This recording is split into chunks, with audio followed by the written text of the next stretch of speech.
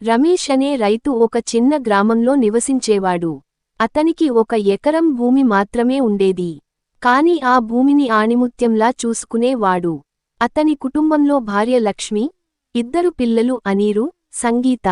రమేష్ రోజూ తెల్లవారకముందే లేచి పొలానికి వెళ్ళేవాడు. విత్తనాలు నాటడం, ఎరువులు వేయడం, నీటిపోసే పని అన్నీ శ్రద్ధగా చేసేవాడు. రైతు పని సులువు కాదు. ఎండ, వాన, చలి ఏదైనా ఉన్నా రమేష్ తన పని మానేవాడు కాదు. కొన్నిసార్లు పంట కోల్పోయినప్పటికీ నిరాశ పడకుండా మళ్లీ ప్రయత్నించేవాడు. భూమి తల్లిలా మనం మన బాధ్యతను నిబద్ధతగా నిర్వర్తిస్తే ఆమె ఖాళీగా పంపించదు అన్న నమ్మకంతో జీవించేవాడు.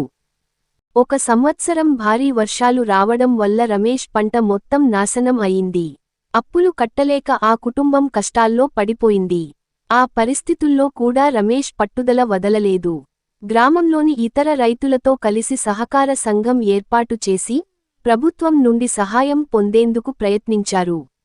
ఆయన నాయకత్వంలో రైతులు ఓ సంఘటిత శక్తిగా మారారు. అలాంటి సమయంలో రమేష్ తాత్కాలిక పరాజయాలను ఓడించి తన ఆత్మవిశ్వాసంతో తన గ్రామంలో వ్యవసాయ రంగాన్ని తిరిగి పటిష్టం చేసేందుకు ఒక ప్రతిభావంతమైన రైతుగా నిలబడాడు. ఫ్రెండ్స్, ఈ వీడియో మీకు నచ్చితే ప్లీజ్ లైక్ చేయండి, షేర్ చేయండి, కామెంట్ చేయండి, సబ్స్క్రైబ్ చేయండి. బెల్ ఐకాన్ కూడా క్లిక్ చేయండి కొత్త వీడియోస్ మిస్ కాకుండా.